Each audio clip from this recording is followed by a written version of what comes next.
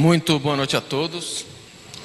Que a paz do nosso Mestre Jesus seja sempre em nossos corações.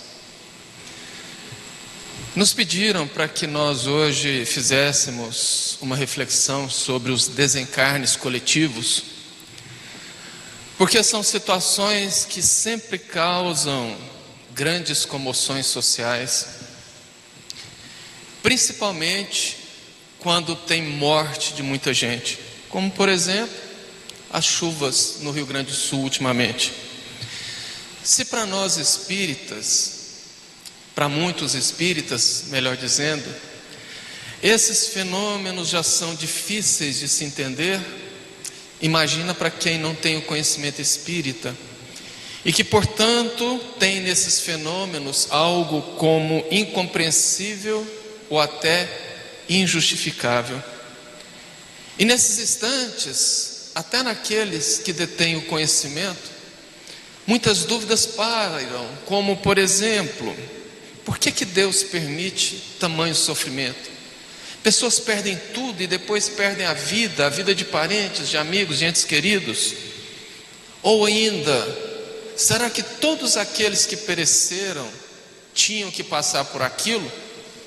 Tinham no seu plano reencarnatório ou a necessidade daquele resgate? E os animais? Não são inocentes? Por que sofrem tanto? São situações tão doridas que nos desafiam a compreender a justiça e a misericórdia divinas. Mas para que a gente possa compreender isto tudo, vamos retornar ao começo. Vamos começar do começo. Nós sabemos que Deus criou o universo e fez as leis que regem todo o universo. Por exemplo, em qualquer mundo que eu estiver, as leis que regem o planeta Terra regerão esses mundos da mesma forma em qualquer lugar no universo. A matemática é matemática em qualquer lugar no universo, a física é física em qualquer lugar no universo. E nós tendemos a aprender essas leis. À medida que vamos evoluindo, vamos descortinando, vamos aprendendo todas essas leis. Afinal, para sermos espíritos puros, precisamos de ter todo o conhecimento. E certa feita, conversando com uma amiga minha sobre isso, ela falou: se eu tiver que aprender matemática para ser espírito puro, não vou ser nunca, porque eu detesto matemática. O problema é que muitas vezes nós não gostamos de algo, e quando estudamos doutrina espírita, aprendemos sem ver. Por exemplo, nós podemos falar das leis newtonianas na física. A primeira lei de Newton, que é do princípio da inércia, fala que todo corpo permanecerá no seu estado até que algo exerça uma força para tirar daquele estado que ele estava. Por exemplo, esse púlpito vai ficar parado aqui até que alguém vem e empurra. Quando nós trazemos a primeira lei de Newton para a doutrina espírita e para a nossa vida, nós aprendemos que toda situação que nós estamos, seja uma situação de infelicidade, seja uma situação de enfermidade, eu ficarei naquela situação até o momento que eu farei um movimento em direção à melhora. A terceira lei de Newton, ação e reação, que diz que para toda força, toda ação que empreendemos, haverá uma reação, uma outra força, com a mesma intensidade, na mesma direção, mas em sentido contrário. Ou seja, se eu der um soco nesse púlpito de 1 quilo, o púlpito responderá com 1 quilo em sentido contrário. Trazendo isso para as nossas vidas, aonde a gente aplica isso? Na lei de causa e efeito. Nós receberemos de volta tudo que proporcionarmos ao outro. Mas a doutrina espírita, ela vai além da ciência e nos descortina outras leis que a ciência ainda não conhece, como por exemplo as leis naturais. a lei de destruição, a lei de justiça, a lei de sociedade, a lei de igualdade. Mas todas essas leis naturais, como disse Kardec, elas se resumem em uma única lei, que é chamada lei de justiça, amor e caridade. E olha tanto que as coisas se entrelaçam. O que seria justiça nesse caso? A justiça seria a igualdade. Eu mereço ser feliz, mas eu tenho a obrigação de fazer feliz. Lei de amor é a vivência das leis divinas. E a caridade? A caridade é o amar a si mesmo, caminhando em direção ao próximo.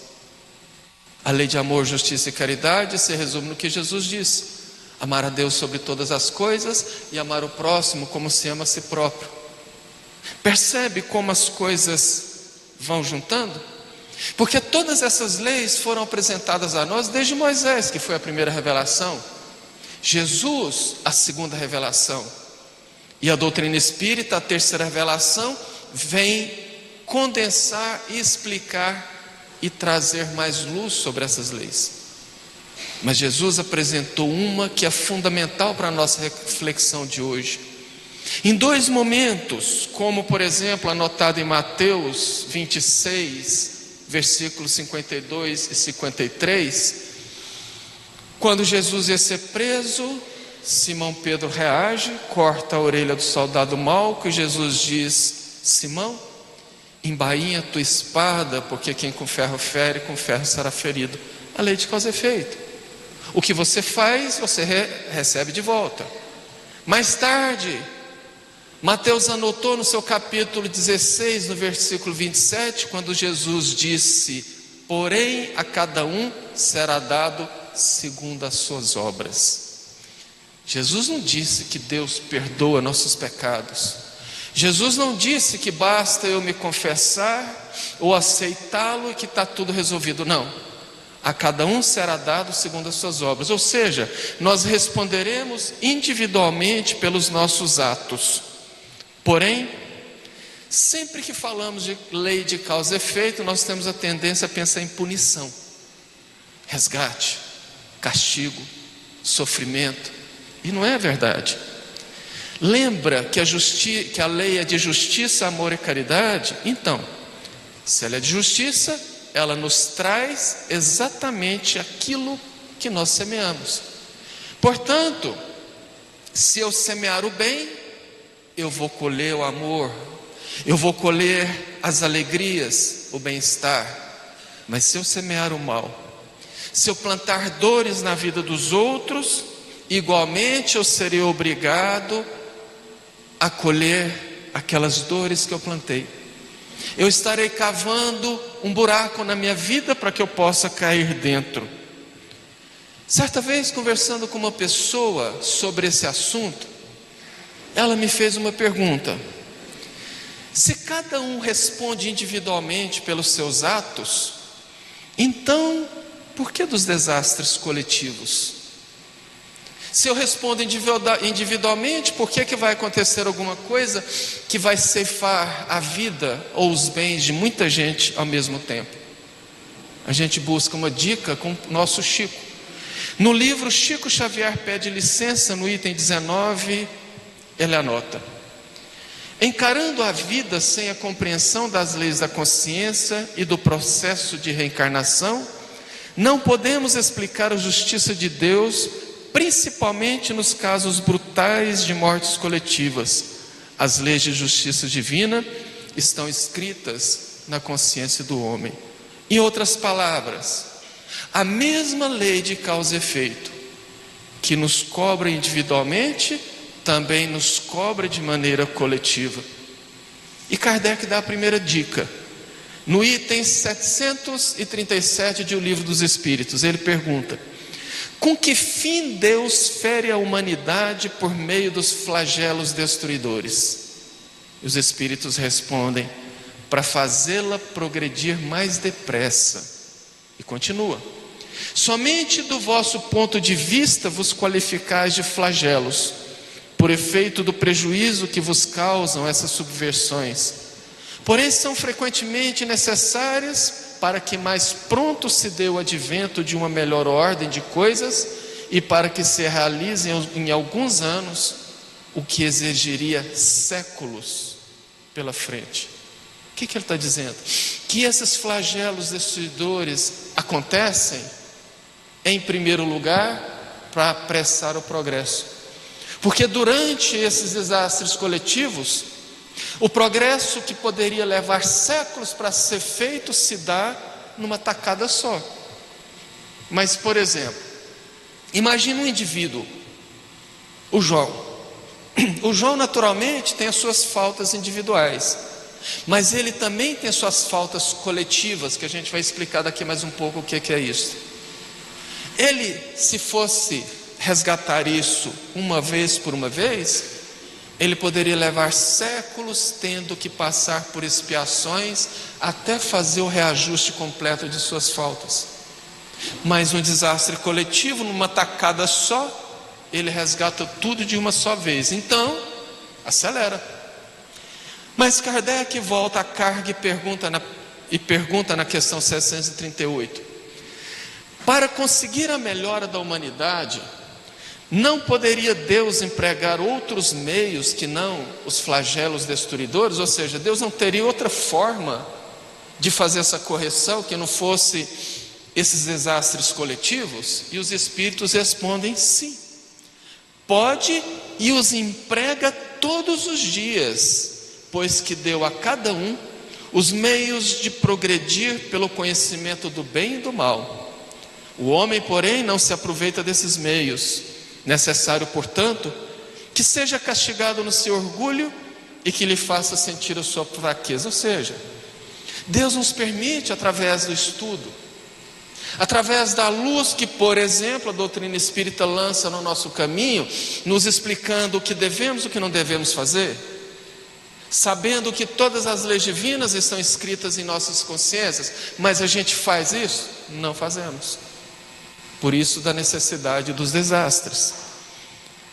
Por exemplo, na pandemia, quantas pessoas se sentiam extremamente poderosas, e eram poderosas, tanto economicamente, quanto culturalmente, ou como socialmente.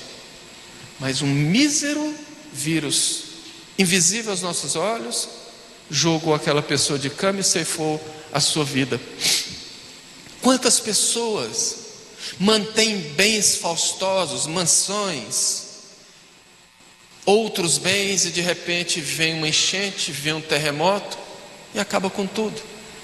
Então isso também serve para que nós possamos espicalhar um pouco o nosso orgulho e a nossa vaidade. Alguém pode falar assim: nossa, mas que cruel, né? Isso é mesmo um castigo de Deus. Lembra que a lei é de justiça? Deus não castiga. Então vamos entender por que essas coisas acontecem. Para que a gente possa compreender melhor, precisamos ver o homem com H maiúsculo, as pessoas, o indivíduo, sobre 3 aspectos: individualmente, em família e em sociedade. Ou seja, como ele próprio, como alguém componente da família, como cidadão. Em cada um desses aspectos, nós podemos ser virtuosos ou delituosos. Considerando que nós somos seres imperfeitos e que trazemos uma carga tremenda de delitos do passado, nós teremos também as nossas reparações de maneira individual, em família ou em sociedade. Cada uma delas, portanto, será reparada pela aplicação da mesma lei de causa e efeito, que vai agir sobre cada coisa de maneira diferente. Para que a gente possa entender, porque muita gente fica pensando assim: nossa, então realmente é um castigo, porque acontece muita dor. Mas os espíritos acabaram de afirmar que não era necessário isso. E Emmanuel chancela quando ele diz: a expiação é medida da lei, reservada apenas aos corações endurecidos. Ou seja, ou melhor, A expiação é medida da lei aplicada apenas aos corações endurecidos. O problema é que, além de sermos espíritos renitentes, muitos são endurecidos, cabeça dura, ou seja, pessoas que precisam um pouco de dor para amolecer. Mas não necessariamente amolecer ou a pessoa ser endurecida de maneira geral. Uma pessoa pode ser até uma pessoa do bem, mas ela é munida de certo orgulho ou de certa vaidade, entre outras paixões ruins, que atrairá para ela necessidades que farão essa correção.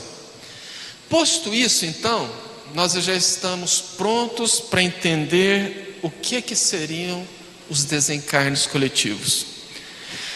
Mas como diz em romeno, paz com paz, ou em italiano, piano piano, ou seja, vamos passo a passo, devagarinho, para que a gente possa entender.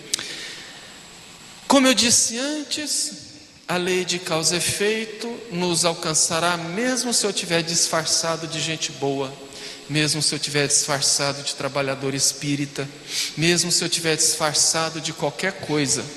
Se eu tenho débito, ela vai me alcançar. E responderemos, como eu disse antes, individualmente, em família ou em sociedade. Mas, por exemplo, nós ficamos pensando que, para que a gente pratique algum crime aos olhos da lei, precisa ser algo muito grande, muito severo, muito doloroso. E nem sempre o é. Ou melhor, é, mas nós achamos que não. Vamos trazer exemplos para a nossa realidade cotidiana. Por exemplo, nós vemos pessoas em suas redes sociais fazendo apologias a comportamentos, digamos, menos nobres. Essa pessoa sozinha está influenciando vidas e vidas, geralmente vidas e vidas de jovens, de adolescentes, e ela está se envolvendo de maneira muito severa. Outra coisa muito comum, que a gente acha que é pouca coisa, passar uma fofoca para frente. A gente ouve algo, não procura averiguar a veracidade e passa para frente. Ou mesmo averiguando a veracidade, a gente passa para frente por pura maldade. E aquilo que nós passamos lá na frente vai destruir uma vida, vai destruir uma família, vai destruir uma pessoa. E nós vamos nos comprometer. Denigrir a imagem de outrem, mesma coisa. Então, às vezes, por essas coisas que a gente acha que são simples, nós nos comprometemos individualmente de maneira bastante severa. Em família, por exemplo, também podemos citar delitos que aparentemente são simples, bobinhos, comuns. Como, por exemplo, o uso de alcoólicos em família. Uma família toda que bebe, ela está se comprometendo de maneira individual e também em grupo. Naturalmente, renascerão em grupo com doenças, com dificuldades todas que construíram lá atrás. Essa semana mesmo eu vi uma família fazendo vídeos na internet, ensinando o filho algumas letras de funk, alguns gestos obscenos, e colocando ele para fazer aquilo, para todo mundo rir, ganhar curtidas, engajamento, mas ao mesmo tempo também em família estão influenciando centenas de milhares de crianças, de jovens, de adolescentes, isso comprometendo. E em sociedade também nós podemos dar exemplos que aparentemente são bobinhos e comuns. Pessoas que vão para a internet defender o aborto, pessoas que vão para a internet defender a liberação das drogas, não sabem o quanto estão se comprometendo coletivamente. Infelizmente o tempo não dá para a gente entrar em detalhes de cada assunto desse, mas são comprometimentos extremamente severos perante a lei divina. Agora vamos para coisas mais, como diz o goiano, maiores de grande. Por exemplo, Segunda Guerra Mundial, que está logo ali. Tanto os aliados quanto a Alemanha passavam com seus bombardeiros por cima de cidades, vomitando milhares de bombas e destruindo o que tinha embaixo sem querer saber quem estava lá. Cidades inteiras foram completamente arrasadas e milhares e milhões de vidas ceifadas. Tem um episódio na Segunda Guerra Mundial que os alemães destruíram uma barragem e a água desceu, alagando, destruindo e arrasando todas as fazendas, cidades e vilas que tinha rio abaixo. São atrocidades que muitas vezes a gente acha, não, mas isso está lá. E quem garante que nós não estávamos lá? Ou quem garante que já não fizemos pior dentro desse nosso passado delituoso, de espíritos comprometidos de um mundo de provas e expiações? Nesse caso, comprometeram-se em sociedade e deverão responder em sociedade. Porém, os espíritos nos informam que isso não se dá de maneira truculenta, porque não é lei de talião, olho por olho, dente por dente. Lembra mais uma vez a lei de justiça, de amor e de caridade? Os espíritos nos informam que esses resgates mais severos, mais doloridos, só nos são cobrados quando estamos prontos para passar por eles. O que equivale a dizer que muitas vezes nós aguardamos séculos ou milênios para poder passar por um resgate altamente dolorido, porque se fosse o contrário, o espírito se revoltaria contra Deus. Imagina se fosse a lei de talião, você explodiu aquilo ali tudo, agora você vai ter que passar por esse castigo, entre aspas, e sofrer de maneira automática. Não é assim que acontece. E aqui eu vou dar um exemplo para que a gente possa compreender melhor.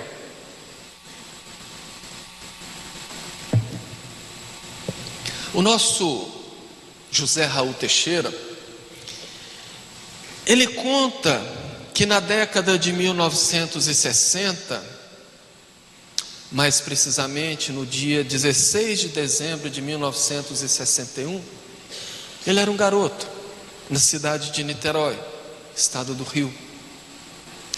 E ele, em casa à tarde, ouviu quando começou um desfile do Gran Circo americano.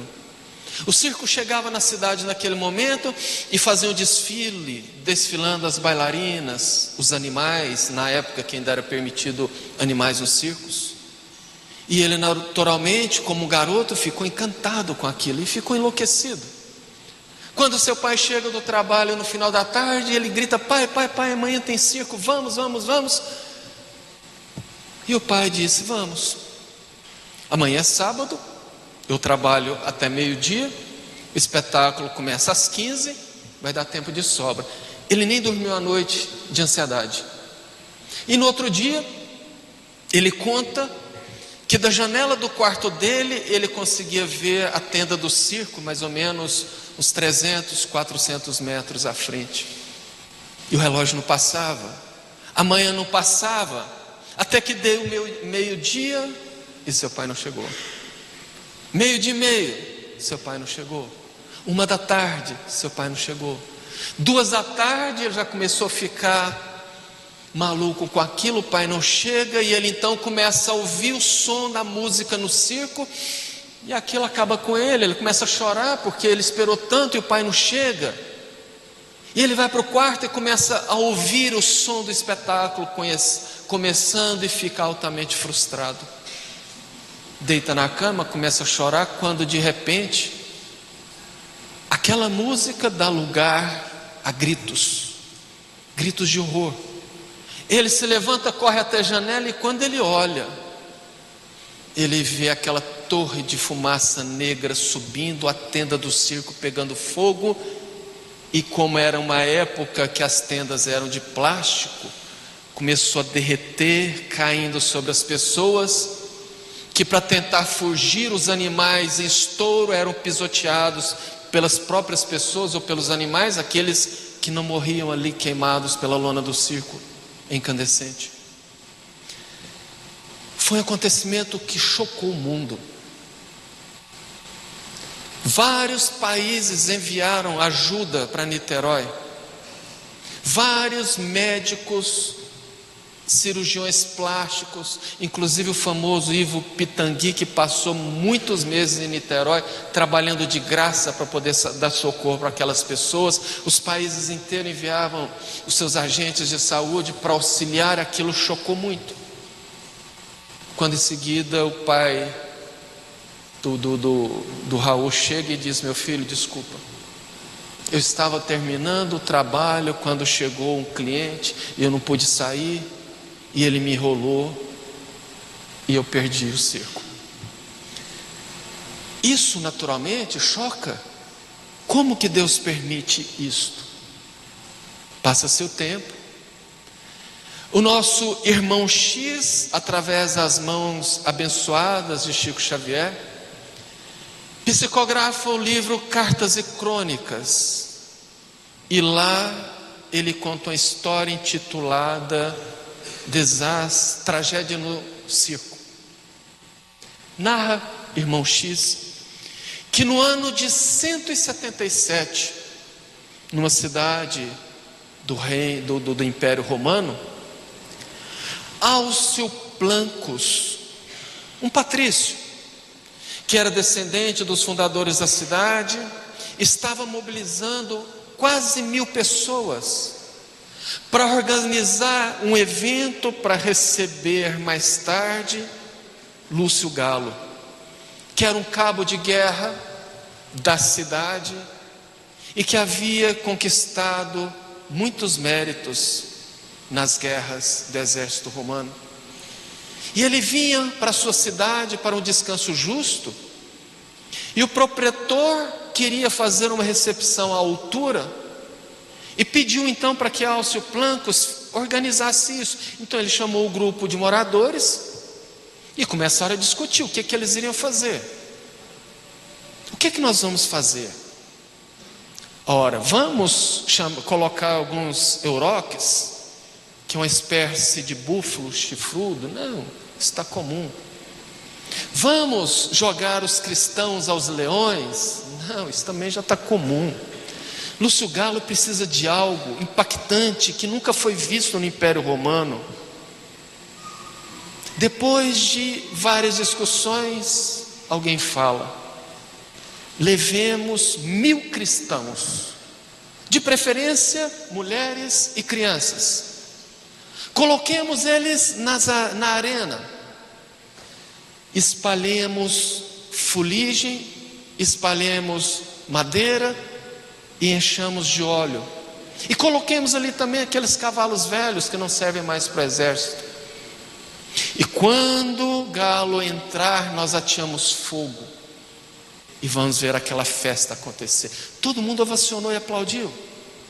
Naquela mesma noite saíram pela cidade, invadindo casas e capturando mais de 1000 mulheres e crianças, que no outro dia tiveram suas vidas ceifadas de maneira muito covarde daquela forma.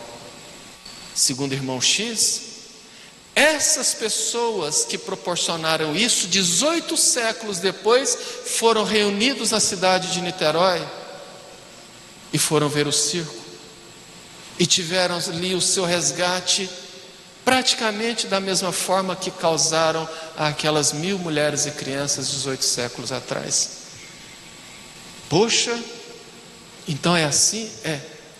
No livro Obras Póstumas, na primeira parte, no capítulo 18, Clélia do Plantier anota: salvo alguma exceção, pode-se admitir como regra geral que todos aqueles que numa existência venham a estar reunidos por uma tarefa comum, já viveram juntos para trabalhar com o mesmo objetivo, e ainda reunidos se acharão no futuro, até que hajam atingido a meta, isto é, expiado o passado ou desempenhado a missão que aceitaram. Ninguém está reunido por primeira vez ou por acaso. Todos os grupos estão novamente se reunindo para que possam, de alguma forma, desempenhar alguma tarefa. Por isso que quem tem que passar por resgates coletivos, de certa maneira é juntado numa situação ou numa região controlada para que aquilo aconteça daquela maneira. Por exemplo, pessoas são inspiradas a construir suas casas em regiões que no futuro sofrerão alagamentos. Aquilo vai alagar e vai promover o resgate daquelas pessoas que precisavam fazer com aquilo, passar por aquilo.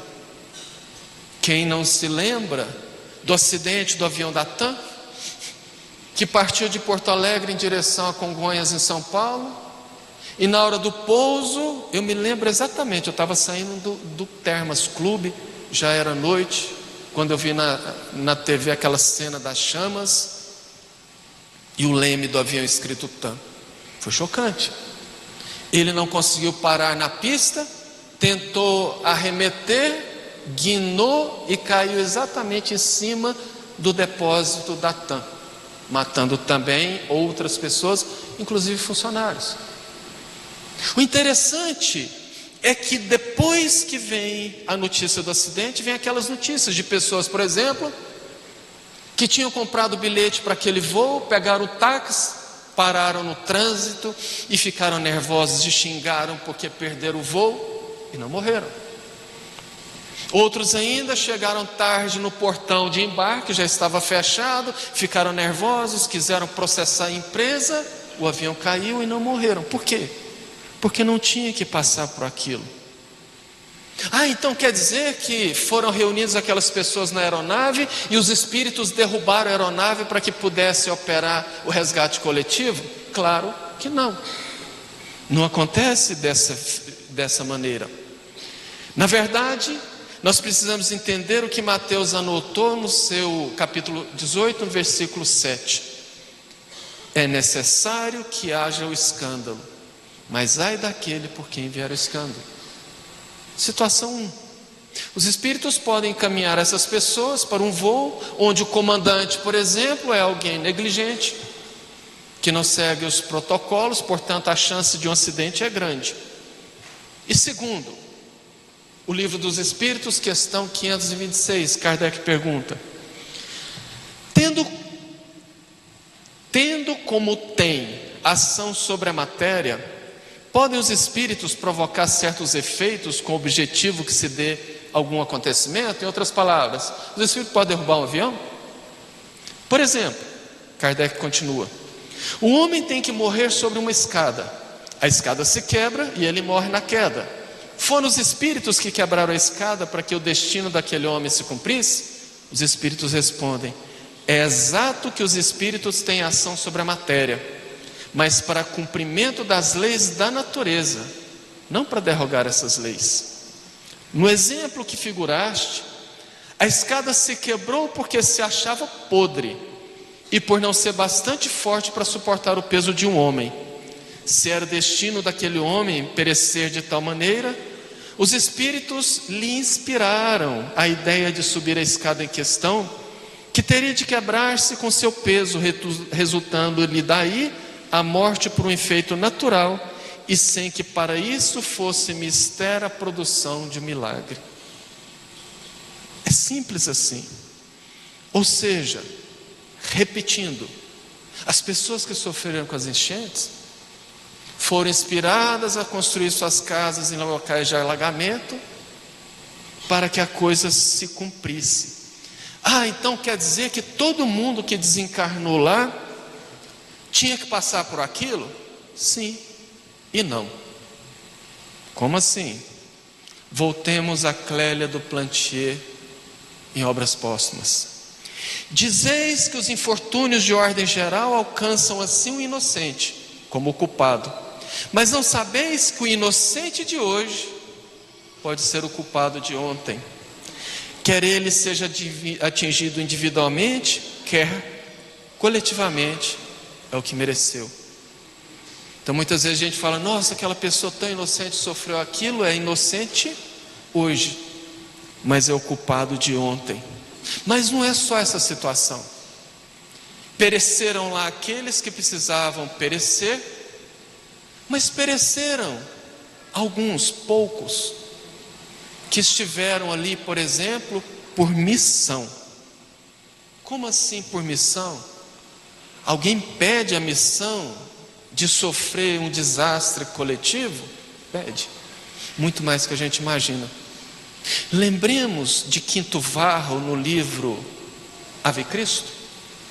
Quinto Varro recebeu seu filho Tassiano e tentou por tudo encaminhá-lo ao conhecimento do cristianismo e não conseguiu.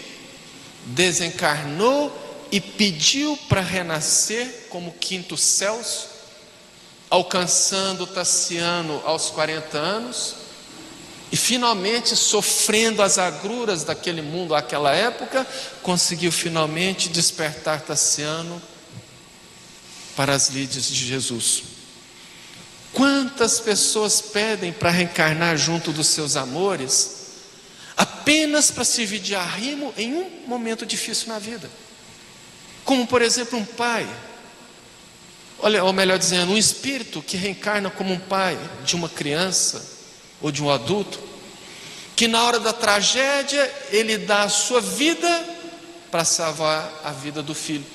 Morreu por missão ou por resgate. Ele pede aquele acontecimento para que ele possa salvar a vida de um espírito que na verdade, aliás, de um filho que na verdade foi um espírito que no passado ele ceifou a vida e está tendo a oportunidade agora de devolver a vida. Isso acontece muito mais do que nós imaginamos. O Chico contou certa feita, aliás, quem estava com ele contou, que estavam na porta de casa em Uberaba e passou um mendigo do outro lado da rua. Chico parou de conversar, parou de atender as pessoas, atravessou a rua com alegria e todo mundo ficou olhando assustado. O Chico conversar com muita alegria com aquele mendigo e segurava ele nas mãos e no final abraçou ele forte e deu um beijo. Quando o Chico volta, naturalmente todo mundo questiona e ele diz: aquele mendigo é um dos espíritos mais iluminados que eu já vi na minha vida. Ele está nessa condição por pedido dele próprio, para que pudesse exercitar na sua última reencarnação na Terra o desapego às coisas e ao mesmo tempo quitar as últimas dívidas que ele tinha perante a lei. Percebe? Nós nunca podemos julgar uma situação ou chancelar dizendo é isso ou é aquilo, porque nem sempre é.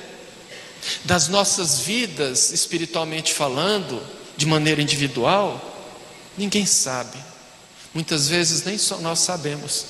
Por isso que lá naquele diálogo de Jesus com Nicodemos, que está anotado em João capítulo 3, versículo 8, Jesus diz: o vento assopra onde quer e ouves a sua voz, mas não sabes de onde vem nem para onde vai. Assim é todo aquele que é nascido do Espírito. Mas e os animais? Caminhando aqui para a conclusão. Os animais não têm inteligência, os animais não têm raciocínio, portanto não têm livre-arbítrio, são movidos pelo instinto.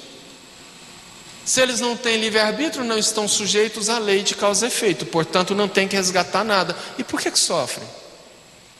Como eu vi uma cena dolorosa de um gatinho que ficou 3 dias agarrado com as 4 unhas num pau sobre as águas. Quando foram resgatar ele estava em pavor, em choque. Por que Deus permite uma dor um pequeno desse? Não seria contrassenso? Lembra? A lei de justiça? A mesma lei serve para qualquer ser da criação. Ah, mas a lei está fazendo justiça? Não, é lei de justiça, amor e caridade. Emmanuel, na revista O Reformador de junho de 1987, anota: ninguém sofre de um modo ou de outro tão somente para resgatar o preço de alguma coisa. Sofre-se também angariando os recursos preciosos para obtê-la. Assim é que o animal atravessa longas eras de prova a fim de domesticar-se, tanto quanto o homem atravessa as outras tantas longas eras para instruir-se. Espírito algum obtém elevação ou cultura por osmose, mas sim através de trabalho paciente e intransferível. O animal, igualmente, para atingir a auréola da razão, deve conhecer benemérita e comprida fieira de experiências que terminarão por integrá-lo na posse definitiva do raciocínio. Dor física no animal é passaporte para mais amplos recursos nos domínios da evolução. Haverá injustiça e privilégios, aí sim, se os animais progredissem sem dor. Dor e sofrimento aos animais que vem da natureza, não a crueldade que o homem causa a eles. São duas coisas completamente diferentes. O que Emmanuel diz? Que a evolução de um animal se dá da mesma maneira que a nossa evolução. A dor faz parte do processo de lapidar dessas almas.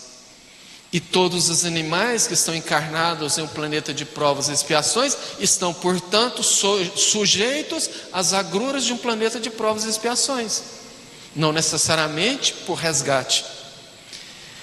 Na Revista Espírita de julho de 1860, o espírito Charlet diz que em muitos mundos mais adiantados, os animais são superiores ao da terra e já não tem o sofrimento que aqui tem.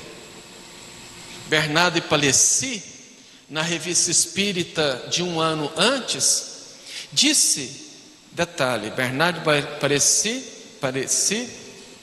era um francês, que na sua última reencarnação na Terra foi um sapateiro, e que hoje habita o planeta mais evoluído do sistema solar, segundo os espíritos, Júpiter.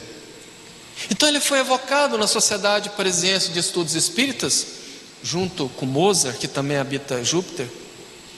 E ele, Bernardo de Palissy, descreveu, fez vários desenhos, como são as moradias lá, inclusive como são os animais. E ele disse que os animais lá em relação aos da Terra são tão evoluídos, que convivem altamente respeitados pelos humanos de Júpiter, que não os maltratam, que os têm a conta de serviçais em casa, fazendo o serviço pesado, porque a humanidade de lá trabalha com a inteligência, não mais com a força.